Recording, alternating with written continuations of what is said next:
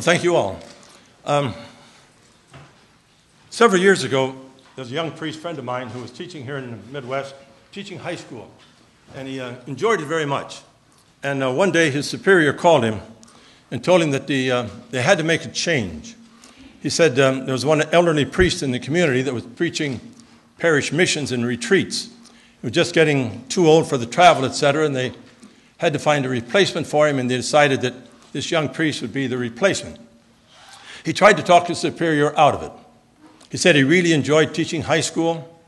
The students liked him very much. He was popular with them. He got along well with their parents, got along well with the other faculty members. And the principal told him that he was doing such a very fine job. And as a clincher for it then, he said he was also absolutely convinced that God wasn't calling him to retreat ministry. And the superior said, how do you know God isn't calling you to retreat ministry? And he said, because it makes me so terribly nervous. He said, after every retreat sermon I give, he said, I actually have to run out and vomit. And the superior said, no, he said, that's not a proof from God at all. He said, you'll know that you're not cut out to be retreat ministry if after you preach a sermon like that, it's the congregation that runs out and vomits.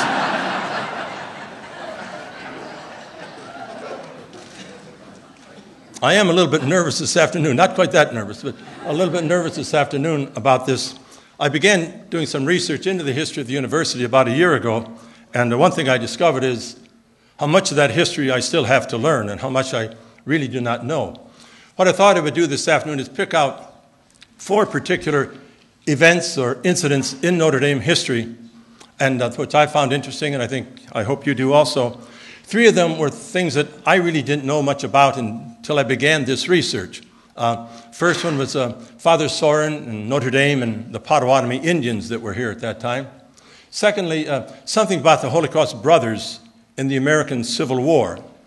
And thirdly, Father Julius Newland and his investigation and research into chemistry here on campus. And the 4th thing is something I do know a little bit more about, and that is I thought I'd share some thoughts with you about the decision to admit undergraduate women into the university in 1972. I was vice president for student affairs at that time and was involved a little bit in some of those decisions, so I thought I would maybe say something about that and my recollections of that.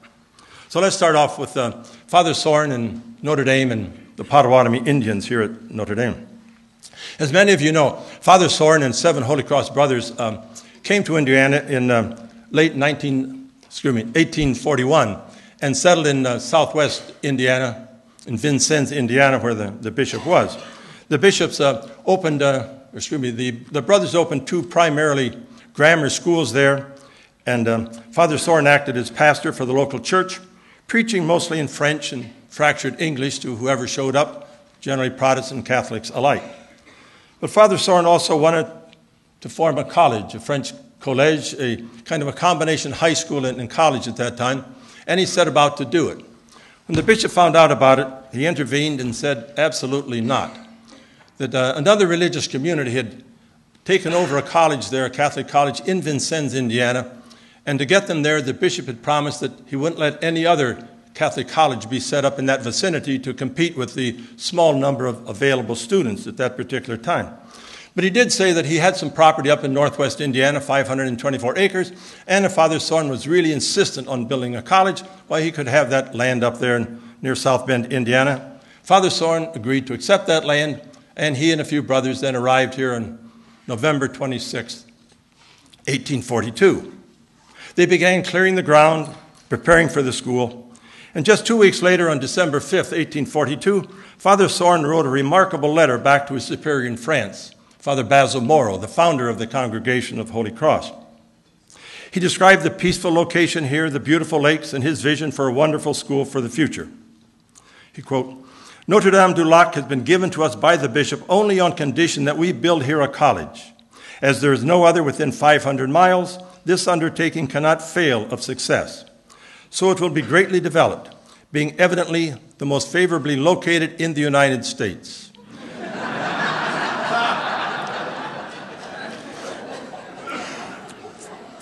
Maybe the translation was bad. This college will be one of the most powerful means of doing good in the country.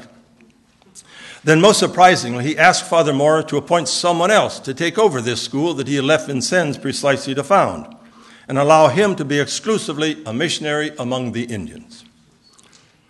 I thank heavens, he said, that I am now among them. No, I cannot believe that it was without some special design that for many years God inspired me with so great a desire to labor for them.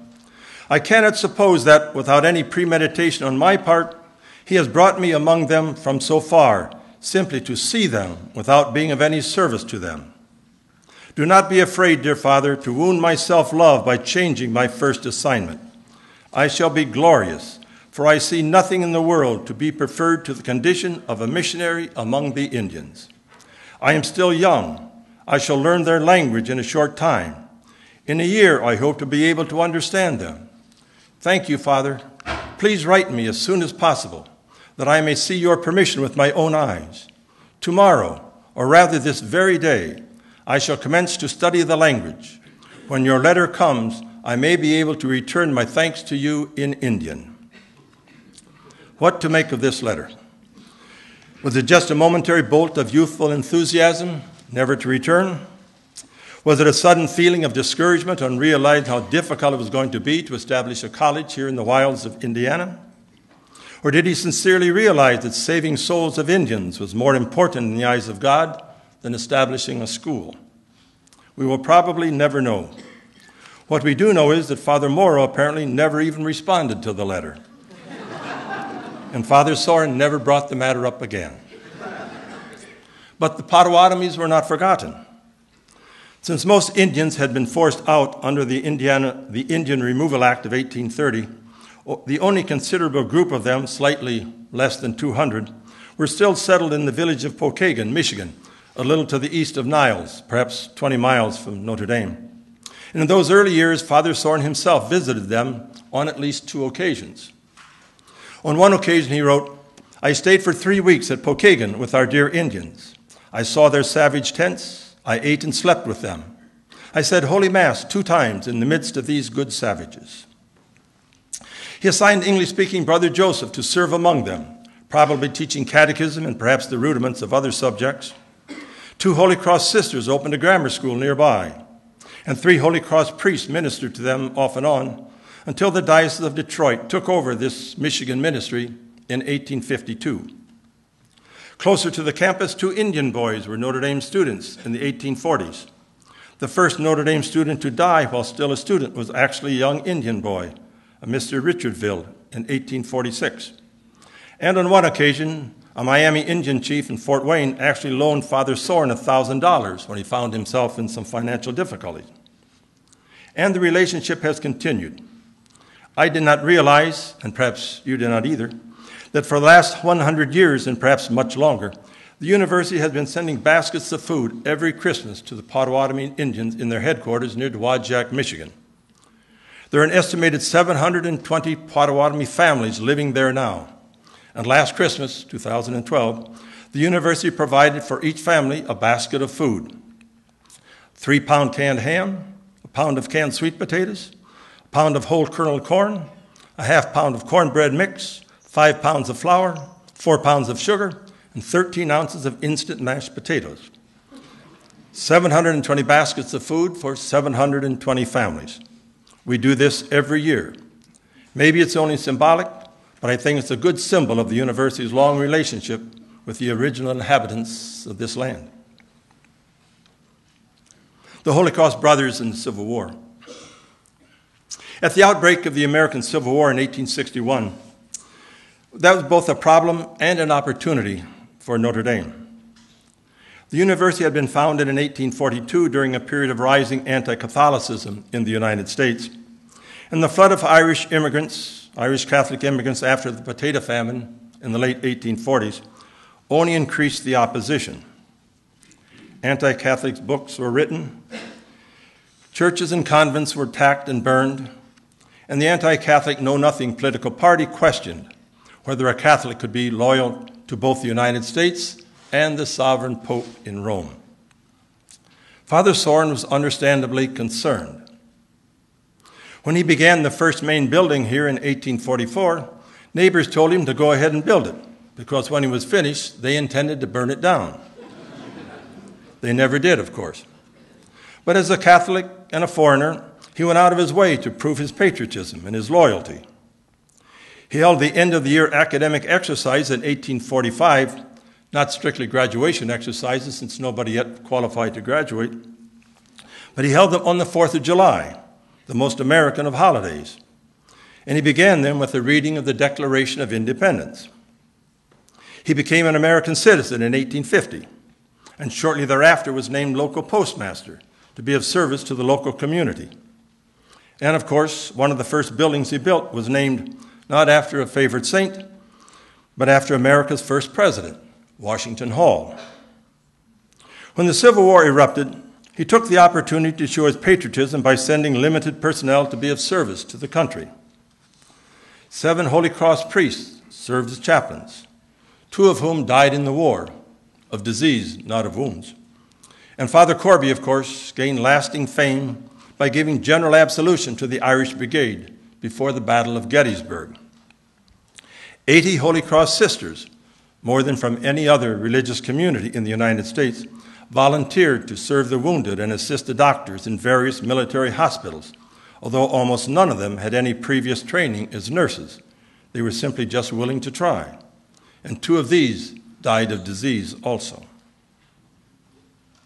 With these priests and sisters absent for war service, the brothers were called to play an even larger role in the university, and they were soon the center of a political controversy. The conscription law of 1863 exempted priests from the draft because they were ordained ministers. But the brothers, not ordained, were not exempt. Non-exempt persons might hire a substitute for a few $100 to $1,000. And Indiana law allowed one to pay a $200 commutation fee and be exempt. But the community had no such sums available.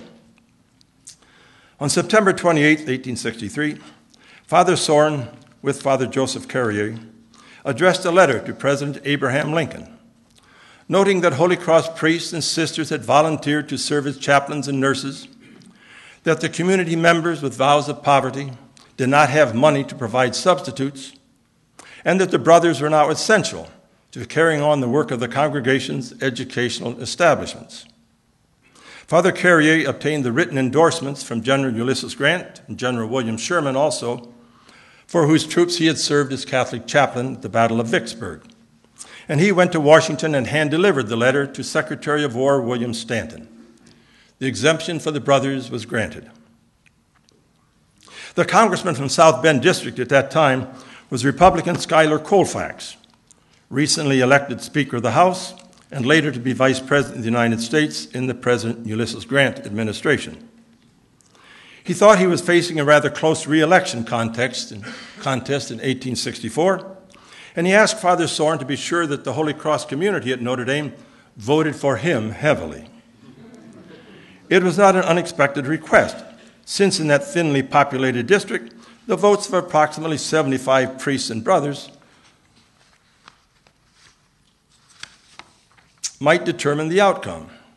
In fact, a few years before, Father Soren acknowledged to a visitor this possible influence, as the visitor recalled in a later book he wrote. Quote, "He even told me, with a curiously quiet consciousness of power in his tone and manner, how he had put down some bigotry in the neighborhood, which had at one time threatened them, by exercising political influence given him by the vote of his community. It is not necessary for us to vote, said he. We have not that trouble. But the fact that we can do so whenever we choose and defeat either party is quite enough to make both treat us with respectful consideration." Congressman Colfax was easily reelected in 1864, but when the election figures were released, it was clear that the vote from Notre Dame had favored his opponent. Father Soren had certainly tried his best. The local chapter had passed a resolution that, quote, "No other ticket than the Republican ticket shall be voted by the members of the congregation on tomorrow." But the person charged with notifying the community failed to do so. The Irish members of the community perhaps felt that the Republicans, some of whom were formerly members of the anti-Catholic Know Nothing Party, were not only hostile to Catholicism, but were also pro-British in their foreign policy. And 3/4 of the religious voted for Colfax's opponent. Speaker Colfax was understandably angry, and in retaliation, he threatened to have the brothers' exemption repealed and perhaps even have the post office on campus removed. Father Soren urged each member of the community to say 1,000 Hail Marys, that no changes be made. He sent Father Carey back to Washington to plead the cause, and even approached Mrs. William Sherman, the general's wife, for assistance. Mrs. Sherman's brother was married to a Mary Rebecca Gillespie, the sister of Neil Gillespie, the first graduate of Notre Dame in 1849, later a Holy Cross priest and vice president of Notre Dame under Father Soren, and a sister also of Eliza Gillespie, who had become a Holy Cross sister, and who, as Mother Angela, was superior of St. Mary's at the time, and for whom Angela Boulevard is named here next to campus. During the Civil War, with her husband away, Mrs. Sherman decided to move to South Bend and enroll her children at Notre Dame and St. Mary's, where her relatives, Father Neil and Mother Angela, could watch over them also. In fact, Mrs. Sherman at the time was living in Speaker Colfax's house, since he was away in Washington. At Father Soren's request, Mrs. Sherman agreed to send a letter to President Lincoln and Secretary of War Stanton in favor of the brothers. She wrote it on December 19th and sent it through her brother-in-law, Senator John Sherman of Ohio. The letter arrived in Washington later that December, probably on December 25th, the same day that a telegram arrived from her husband in Washington, notifying the President and Secretary of his successful march through Georgia, the capture of Savannah, and his turning north to unite with General Grant to bring an end to the terrible Civil War. General Sherman and his wife were obviously in high favor in Washington at that time, and thanks perhaps in major part to Mrs. Sherman's letter, their brother's exemption and the Notre Dame post office were left untouched. Father Newland chemistry experiment. Father Julius Newland, for whom Newland Science Hall is obviously named, was born in Hesburgh, Belgium in 1878 and was brought to America by his parents while still an infant, settling here in South Bend, a strong Belgian community at that time. St. Bevo's Church in Mishawaka, I believe, is the only church in the United States dedicated to St. Bevo, a Belgian saint. After completing high school here, Newland enrolled at Notre Dame and received his A.B. degree in 1899. He went on to theological studies at Holy Cross College in Washington, D.C., and was ordained a priest in 1903. He remained in Washington for the next 3 years, received a doctor's degree in chemistry in 1906, joined the Notre Dame faculty that year, and remained at Notre Dame until his unexpected death in 1936 at the age of 57. He was a member of the most prestigious American and British and German chemistry societies throughout his life, and received awards and medals from most of them. He was best known in his lifetime, and even today, I suppose, for his experiments with acetylene gas and cuprous and alkali metal chlorides, resulting in a kind of synthetic rubber. A positive side to that is that DuPont Laboratories later became interested, developed the process before World War II into neoprene, and I have heard eventually paid the university about $1 million for Father Newland's contributions. I still have to check in on that. On the less positive side, Father Newland had a raincoat made out of the early stuff, and it smelt so badly that other community members would not let him in their rooms if he was wearing it. But less known is the fact that while working on his doctoral experiments at Catholic University in the early 1900s, his early experiments with acetylene gas had another result. On one occasion, he released pressurized acetylene into arsenic trichloride, and when nothing happened, added aluminum chloride. When he poured the mixture into water, It set off such a putrid and nauseating odor that he became ill from breathing the fumes and eventually spent several days in a hospital, never telling his superiors for fear they might terminate his studies, but never attempting the experiment again. Several years later, in 1917, when the United States entered World War I, President Woodrow Wilson called a group of scientists to Washington to work in the area of poison gas, hoping to deter Germany from resorting to the use of any similar poison gas, mustard gas, etc. One of those scientists was Winford Lewis of Northwestern University here in Chicago. He heard of Father Newland's earlier experiments with arsenic trichloride and acetylene in Washington and contacted Father Newland's dissertation director, who was still teaching at Catholic University. Lewis, for some reason, duplicated Father Newland's experiment, and he also landed in bed for 3 weeks.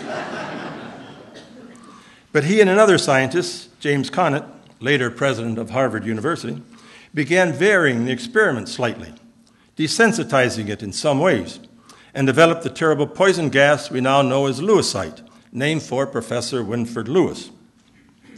About 10 years ago, when President George Bush invaded Iraq to prevent Saddam Hussein from using chemical weapons of mass destruction, reporters in Washington speculated that if he had discovered such weapons there, he would undoubtedly have been very surprised to learn that the original and essential research into building that terrible weapon had actually and accidentally been conducted less than 2 miles from the White House itself, and that by a young Holy Cross priest from the University of Notre Dame.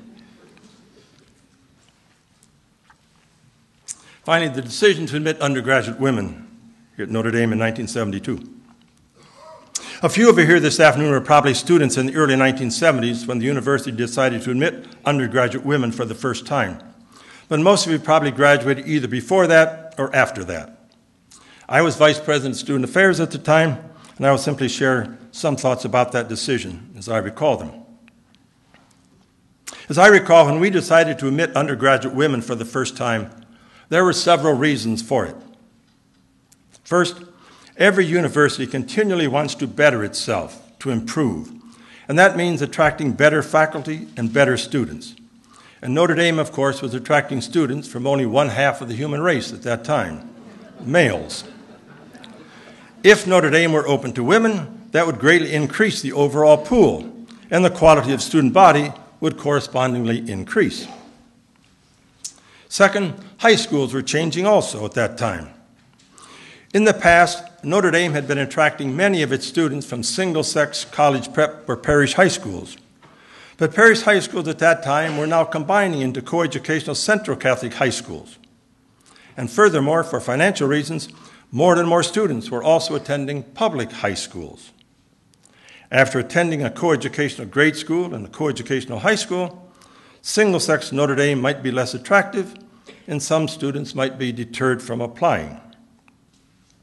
Thirdly, women were obviously taking more and more prominent places in business and professions and education and politics, and as men were going to be working closely with them for the rest of their lives, they probably should begin working with them in college. Finally, small Catholic women's colleges were having some financial difficulties.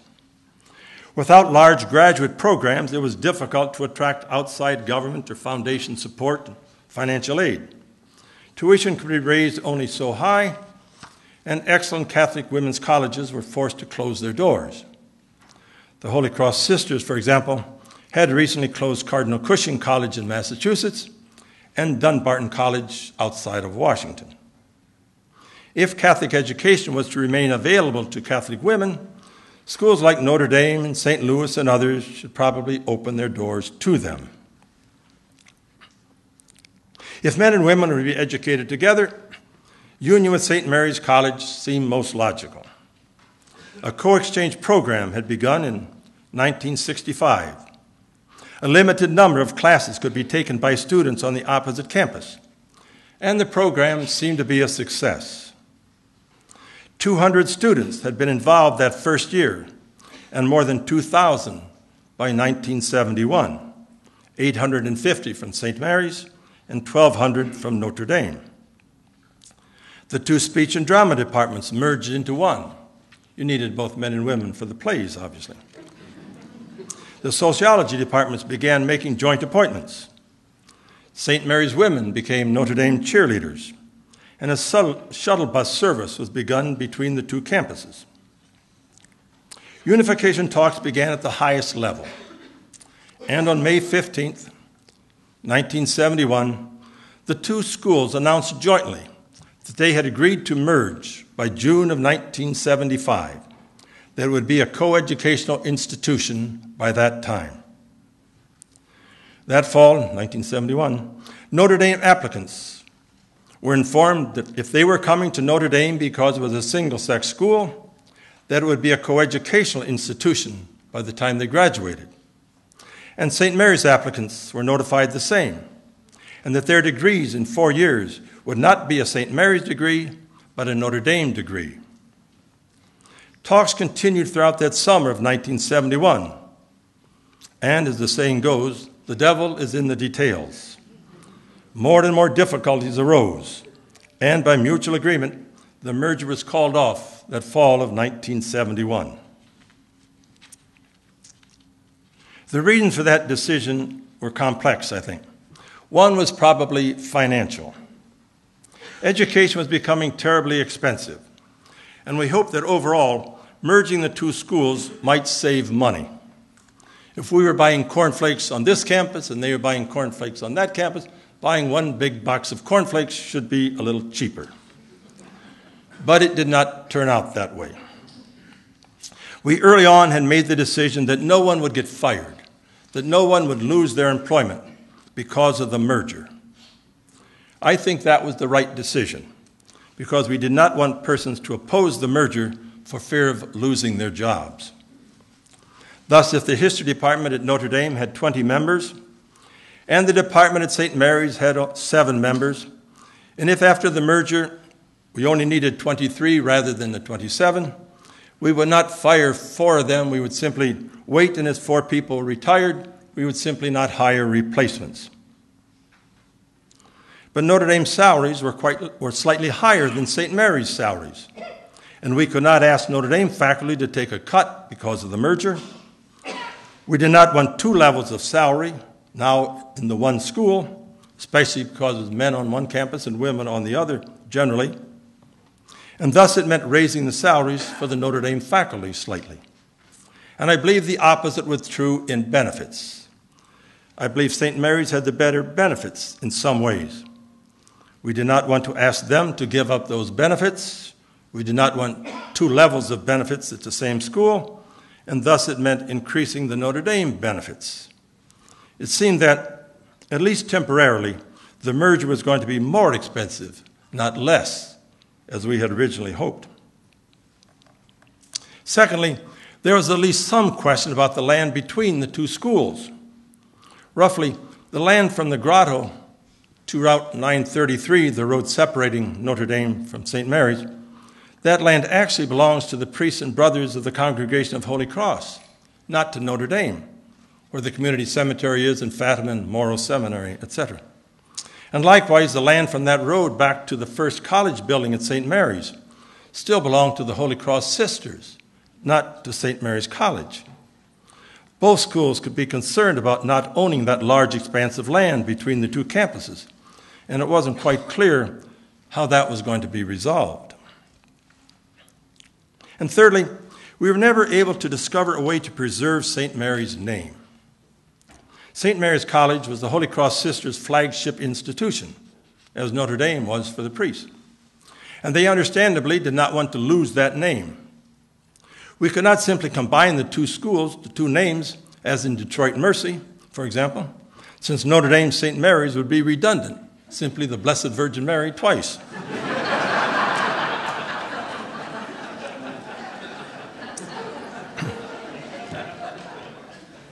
We thought of making one large College of Arts and Sciences, calling it the St. Mary's College of Arts and Sciences of the University of Notre Dame. And so that phrase then would be on every diploma at Notre Dame, except those in business and engineering. But that did not seem quite enough. The sisters and the alumni at St. Mary's had good reason to preserve that name. And very honestly, we were just never able to come up with the right solution. how to keep that name of St. Mary's alive. Finally, I believe the two schools did have different views on coeducation. We were envisioning full coeducation, with men and women living on both campuses, with some departments centered on one campus and some on the other. But I think many at St. Mary's still hope that, at least residentially, the men might be living on one campus and the women on the other, and so on. And thus, the details never quite fell into place as discussions continued. When the merger talks were called off, Notre Dame, for all the reasons I mentioned above, was still convinced that men and women should be educated together, and consequently announced that November that it would begin admitting undergraduate women the following fall, in the fall of 1972. The decision was made to admit about 325 women that first year, 125 first-year students, and 200 transfers. Since we had jointly announced that the merger would be completed by 1975, some women had correctly enrolled at St. Mary's that year, in the fall of 71, for programs that only Notre Dame offered, perhaps architecture, engineering, etc. Thus, there seemed to be some obligation on our part to accept them if they wanted to transfer over. The plan then was to increase the number of women gradually by approximately 500 each year. That was an academic decision. We thought if we admitted 200 males in a particular year, they would probably break maybe 50 in arts and letters, 50 in science, 50 in engineering, and 50 in business. But if you admitted 200 women in a particular year, they might not break exactly that way. Maybe they would break 125 in arts and letters, and only 25 in engineering, 25 in business, and 25 in science. We wanted to be able to do this gradually so that we could adjust the faculty hiring, so not have to hire more and more people teaching arts and letters courses and have faculty members in engineering or business or science with too small classes to teach. In the talks with representatives of St. Mary's about merging the area of student affairs, of which I was vice president at the time, I had gotten to know and work with 3 of the student government leaders at St. Mary's. And I asked them if they would continue to advise me as we arranged for women entering Notre Dame, especially in the area of residence halls, the health center, and so on. And this they did. With a little more than 300 women entering that first year, I did not want just one women residence hall rector or one woman hall president, and after much discussion, I decided to pick Baden and Walsh. I actually went to Chicago and spoke with officials of a few schools there that had co-residential residence halls, 2 Catholic schools, Loyola and DePaul, and 2 not Catholic, Northwestern and Chicago, to see about how co-residential education was working at those places. The questions I had to ask was whether there was higher academic averages in one resident environment or another, less vandalism, less alcohol or drug abuse, fewer eating disorders, etc. But as a matter of fact, there didn't seem to be any hard evidence one way or the other by that time, and thus we remained with single-sex residence halls. Each one of those schools had had their own reason for having coeducational residence halls. The University of Chicago at that time was in a little bit of a difficult section of town, of course, and have security problems, and so their residence halls, mostly graduate halls, were salt and pepper arrangement, boy, girl, boy, girl, boy, girl, for security reasons, that anybody going in to mug somebody wasn't sure it was going to be a boy's room or a girl's room, etc. And the girls felt safer having male students on each side of them, but that didn't apply to Notre Dame. Northwestern first went into coeducational residence halls because they had a nursing hall, residence hall, and the first time 2 men decided to be nurses. They had to find some place to put them, and so the nursing hall went coeducational to start with.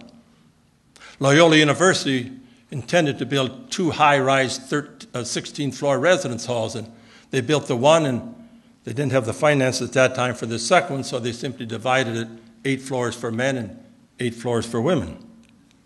And DePaul had one major hall there, that the large hall that did have women on one side and men on the other, but there was a firewall going right down the center.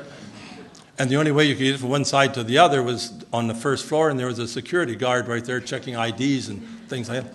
So when I came back and spoke with Father Hesburgh, I said, I learned a lot, but there was nothing there that really applied to Notre Dame at all. And so the residence hall situation, the way we in St. Mary's had it to start with, why didn't seem to be any reason to change, and so we did not. With the additional 500 women then entering each year we transferred 2 halls from men to women, and eventually then we did build 8 new residence halls. Knott, Siegfried, Pasquarella East and West, McGlinn, O'Neill, Keogh, and Welsh family. Mistakes were certainly made at that time. Things could have gone more smoothly for some of those early women at times, I think. But overall, I think the transition was a very successful one. And after 40 years, I believe almost everyone agrees that the decision was the right one. With that, let me stop. Thank you very much. I would be open to any questions and comments you have, and if necessary, why, please feel free to run out and vomit.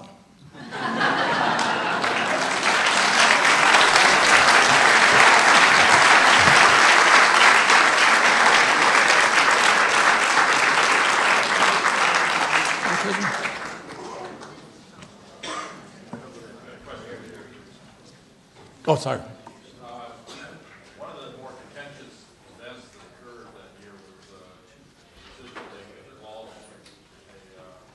female dwarf. Do you remember any of the discussion about why Walsh was chosen? Yes. The question is why we picked Walsh for the Walsh and Baden for the first residence halls.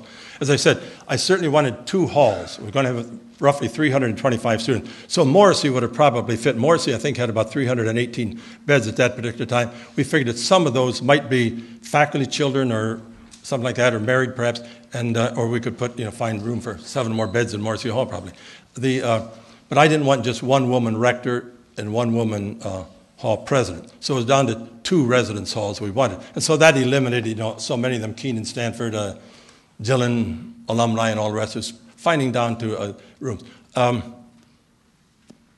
was rector of ZOM before that, and next to St. Ed's. And St. Ed's at that time had somewhat of a dirtball reputation, let's be honest.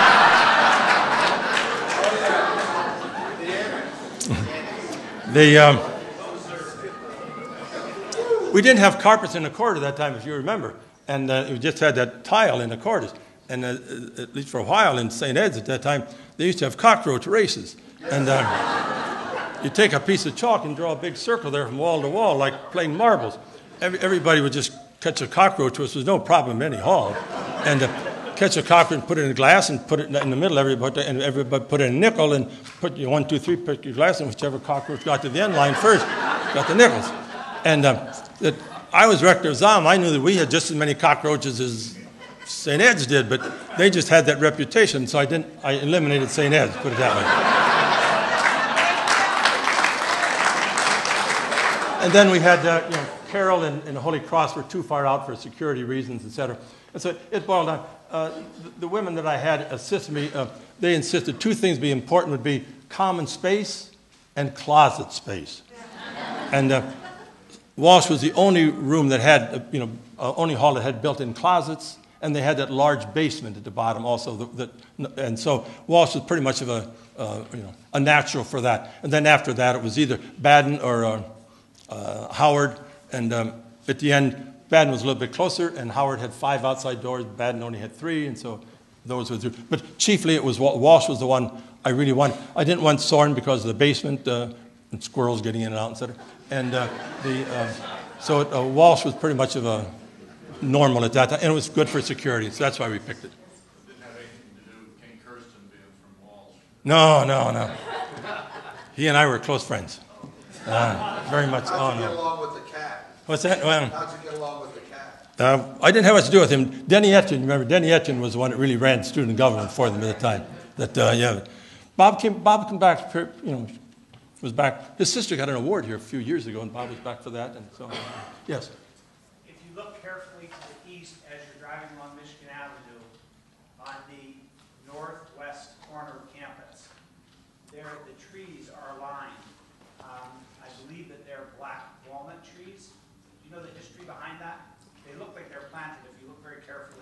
They were. A few years ago, we had Dutch elm disease here. And we lost, I don't know how many hundred, all of those on the South Quad, from O'Shaughnessy down to the Rock on both sides.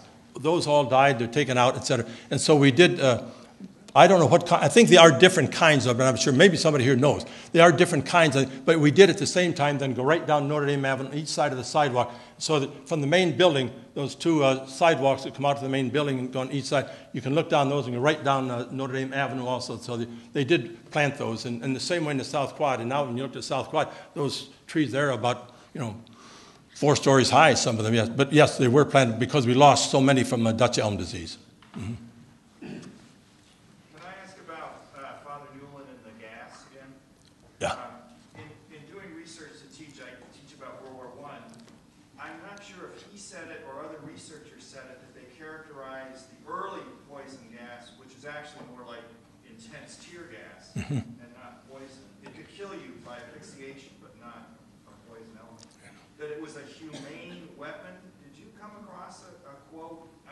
Where I saw it once, it was attributed to Newland. I'm just wondering if the poison gas was humane, because it would incapacitate soldiers, and his buddies would take him out of the fighting, and that would reduce the enemy that you were attacking. So it would kill fewer soldiers. That was I'm just wondering if you came across it. I have not, but I began this research, and I haven't got up to reading much into Father Newland yet, but I'm glad you mentioned it, because I will certainly look into that. That would be interesting to find out. I think it was the concept of the day. Right. They didn't know these weapons were going to be so horrible. Yeah. So, they thought this would be a way of eliminating soldiers humanely. Because I don't think lewisite has an odor to it, does it? I think it does affect your skin and things like that, but I think they did desensitize it, and that it's... Later weapons could come through your pores. Right, exactly. I think that's what it is, yeah. Like I said, like a poison gas. If Right. you're in a bunker and it took out the oxygen, you'd be Right. asphyxiated. But that's I'm glad you mentioned it, because I certainly was interested, and I'll look into it. Thank you, yes. kind of an eye-opening quote. It's Yeah. a humane weapon. And it's Yeah. Ooh. What else? Yeah. Father, in your research in the history, have you run across any tidbit that surprised you? And perhaps maybe it would be what we think is common folklore is really true in the history. Oh, no. There's so many stories about ghosts on this campus. Yeah. And I'm not big on ghosts. I mean, I believe there are. I believe there are saints, and I believe the Blessed Mother appeared in Lourdes and things like this. But I don't. That George Gipp comes back periodically or something like this. I just think that wherever George Gipp is, God has other plans. He doesn't just come back on campus for you. So there are a lot of those, the ghosts of Washington Hall and things like that. But some of those buildings were just so old that I think they just creaked on their own, and people thought that. No, I just meant anything in history. It didn't have to be Yeah. ghosts or... Yeah, a lot of recent letter I had Father Soren writing back to Father Morrow and asking next time he sends some people over here to send a brother that knows how to make shoes. He said, we have the farm here and we kill a lot of beef to feed the students, but the leather is being wasted. If you could send somebody, a brother here that knows how to make shoes, we could use the leather to make shoes for the students too, and for the faculty. And then next time you send a brother over that knew how to make shoes. And so there's interesting things that come up like that a lot. And yeah. What has the DuPont company done for the university since they gave it a paltry, measly $1 million to the discovery? Yeah, I don't know. I say I haven't got that far in the research yet. Father Joe Walters told me that, and he was head of the pre-professional program and did a lot of the history of the Science College. And he said that he thought that this was before the 1920s and 1930s, et cetera, during the Depression. And so if it was $1 million, that was pretty good money at that time and during the Depression. And I don't know... I remember neoprene, the synthetic rubber and things like this. But I haven't got into it. I haven't seen where DuPont gave us anything, quite frankly. But Father Joe Walters was the one who told me that he, and I think there was Professor Henyon, I believe here, was Father Newland's nephew, and he taught chemistry here. And I think Joe got it from that, and so it's about third hand. And so I've got to look into it. But that's just what I heard. But one of those things I still have to look into. I would like, yeah. You're part of some Notre Dame mythology when we were undergraduates, searching for the successor to Father Hesburgh. That the word at one time, the killer bees, were going to be the successor for Hesburgh, Blantz, Burchell, and Burrell. And was there any truth to that wonderful story that you were on a track? Thank you for saying that. I think that third B was Bartell, actually. Oh! It was Bartell, Burchell, and Burrell.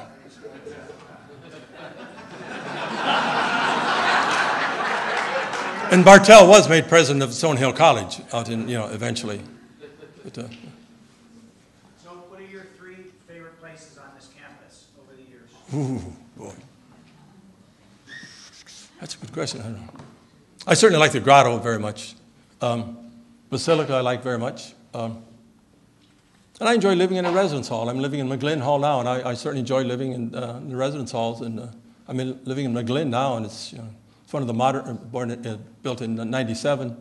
It's I think the priest quarters of the rector and assistant rector's quarters there are the nicest in the campus, because the newer ones they built since then they're a little bit smaller than that now, and so I think this was the kind of the high point. It's a beautiful hall, and it's a women's hall. It's a little quieter than the men's halls usually.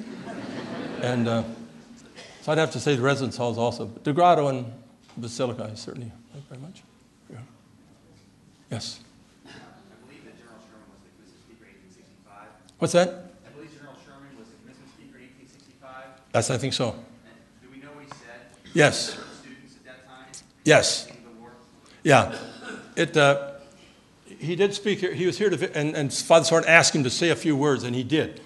Father Bill Miscavige of the History Department has published a book, Go Forth and Do Good.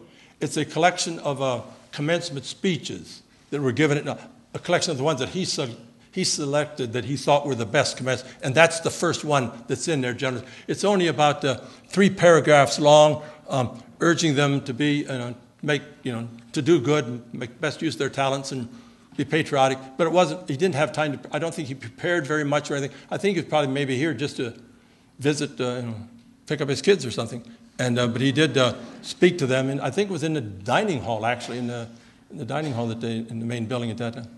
I might say another thing that you mentioned something that I didn't realize that in the, I forget what year, maybe 63, that Mrs. Sherman was living here in South Bend, and they had a child, and born in September, and healthy child, etc., but it eventually got sick and died that December, a child that General Sherman never saw of his own. And was buried from Sacred Heart Church. Father Soren buried the child in the Cedar Grove Cemetery here. And at the end of the war then, why General Sherman, one of his other sons that had been a student at Notre Dame, had died also. He got what they called camp fever at that time after the Battle of Vicksburg, and was buried back in their home in Lexington, Ohio, and Lancaster, Ohio, New Lexington, Lancaster, Ohio. And at the end of the war then, Sherman was made military coordinator in something in St. Louis area. And so he got a big plot of ground there, and then wrote to Father Soren and asked if he could have young Charlie exhumed here and brought back to St. Louis. And it was a sad situation. And he wrote back, and Father Soren refused to send him a bill for it and anything else. And so he was very happy with Father Soren, and so that the relationship between Notre Dame and General Sherman was fairly good. At the end of his life, I think General Sherman becomes quite anti-Catholic. That Willie dies, and he's got one other son, Tommy, and Tommy goes to Georgetown and wants to become a priest, and the Jesuits sent him to England to become a priest. And he's the only surviving male in Sherman's family, and he's thinking Tommy's going to take over and take care of the finances. And at the end, then, he feels that the Jesuits have brainwashed him, and it's almost a cult for, he feels, and is gets quite anti. I mean, he never was.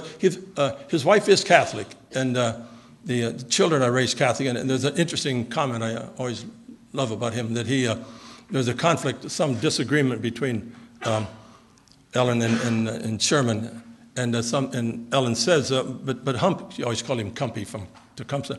Cumpy, you knew I was a Catholic when you married me. And he said, yes, but I didn't think it would get worse.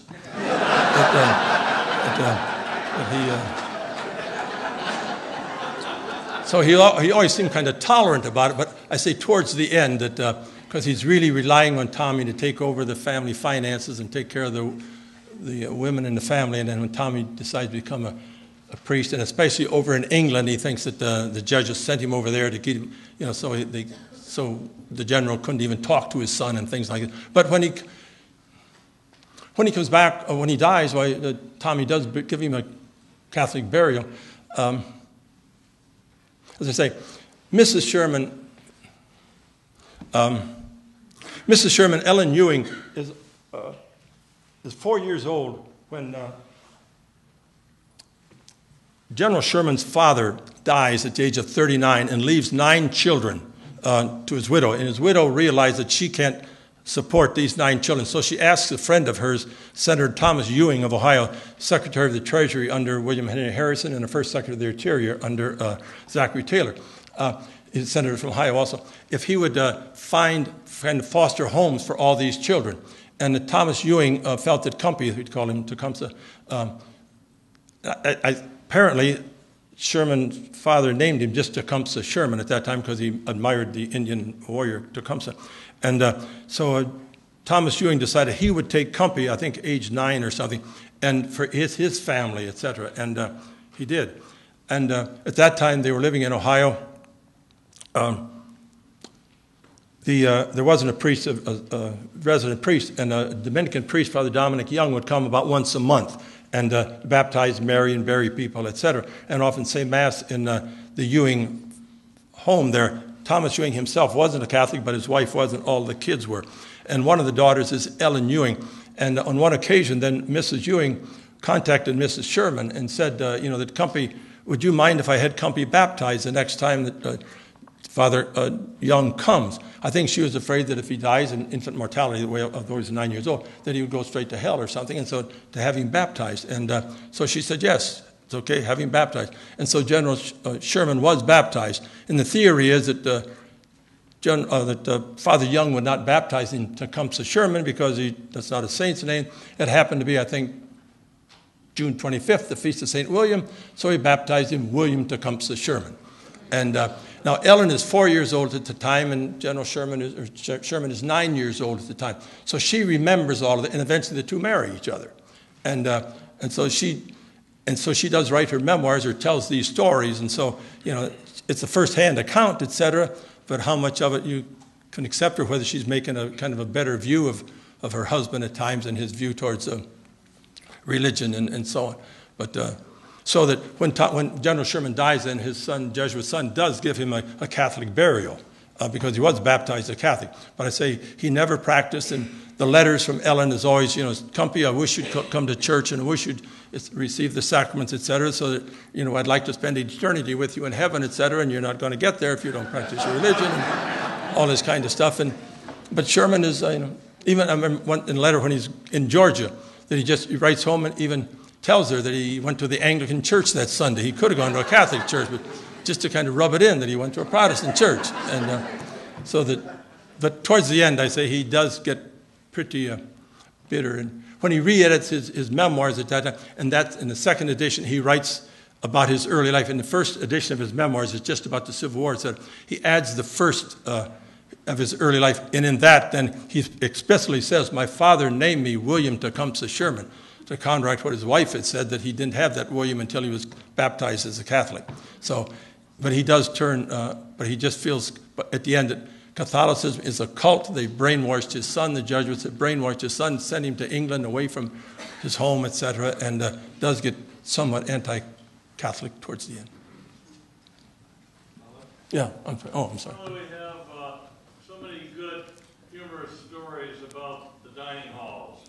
I wonder if you have a good dining hall story, particularly one that might have connection with the coming of women to campus. I was in, well, no. I was in Morrow Seminary as a student here, and so I didn't eat in the dining halls myself. I left the vice presidency in '72, right as the women came, and there certainly were, there's some. Is any of the women here that there's obviously, at that time the movie 10. Some of you remember with the Bo Derek. I couldn't think of her name.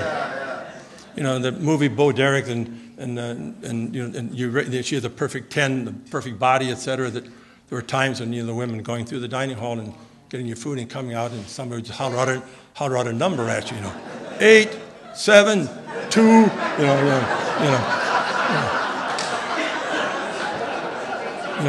terribly embarrassing, no question about it. But if there's any women here, that were in those classes, remember that better than I do. Yes.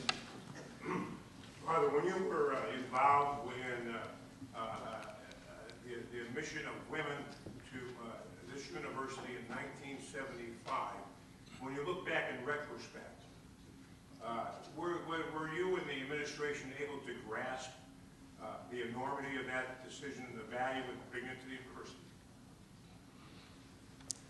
We certainly hope so, I think. Yes. I don't... there were some things we didn't... we certainly made mistakes. There's no question about it. And could have done things differently. But I think that everything turned out quite well, and I think that maybe turned out better than we thought it was going to turn out. There was some friction.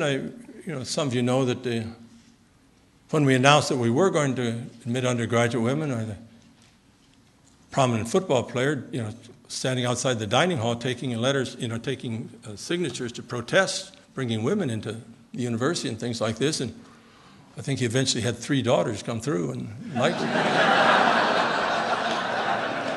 He's changed his mind and is very embarrassed by the fact that he did it. He still jokes about it, but there was certainly, opposition at times. But I think it turned out, we hoped it was going to improve the academic level of the university, and I think the academic level has improved. So I think we hoped it was going to turn out very well, and I think it did. In 1958, there was a new rule that all gentlemen had to wear coats and ties in the dining hall. Yes. And some complied to the letter of the law and wore a coat and tie, and that was it. Yes.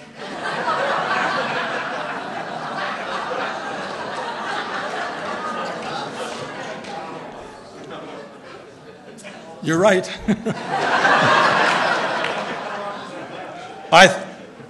Good question. I don't know. I don't think it lasts very long. I graduated here in '57 in the seminary program. I was in philosophy major seminary program, and then I was sent to Rome to study. So I was away from '57 to '61. But I remember that and seeing people going over there in tie and a coat, no shirt, and maybe just a pair of shorts and bare feet, and trying to make the dining room a little bit more respectable. Not a chance. Not a chance. We always said, they're not only more of them of us, they are smarter than we are. Whatever rule you put through, they'll get around it in a hurry. Yes. During all the construction on campuses, have there ever been any really interesting archaeological finds or something of significance? I don't think so. There's a fellow in the anthropology department here. What's his name? Mark Schmo? No, not Schmo. I can't think of his name now. That has done some digs over by Old College a couple summers ago, and going down and found some interesting things. I mean, that used to be the Notre Dame farm out there, and so if you go down, a few levels while you begin to find farm equipment, farm leavings and bones, maybe and things. And if you go further enough, where you find some maybe, Indian arrowheads and things like this, and so that. But that's all I know. And now, whether they, in some of the excavations, like for the library, they must have, But the fact is, as some of you know, the water table is pretty high here, and so they can't dig too far. In fact, as some of you know, the engineering building, the old engineering building, Fitzpatrick Engineering Building, I believe they wanted to go 5 or 6 stories, and the university said no because they don't want anything higher than 4 stories because it blocked the dome and things like that. And so they went down 2 floors, double basement, and I believe they hit water. And I believe there's a pipe, pump down there going on 24 hours a day. And, thank goodness that was the engineering building, not the arts and letters of the poets. We'd have never lived it down if the poets and philosophers had done that, yes. Who were the most intriguing or interesting people to you that you have met during your time at Notre Dame? Well, Father Hesburgh would have to stand out. I mean, he certainly is extraordinary. I did my doctoral dissertation in Columbia on a priest that was a labor mediator under Franklin Roosevelt, and I did interview some people at that time. John L. Lewis, the head of the United Mine Workers, interviewed John L. Lewis and people like that, and found them intriguing people that I had just heard about at one time, and so on. Various presidents, I suppose, would come for inaugurations and things like that. Hesburgh certainly does stand out. I think Don Keogh, former president of Coca-Cola, is an extraordinary man, I think. I'd probably put Father Hesburgh at the top. Yes. Okay, yes. Not to belabor this, but you mentioned that there were mistakes made. Would you like, about when women were admitted, would you care to share with us what, like, the top 2 mistakes were?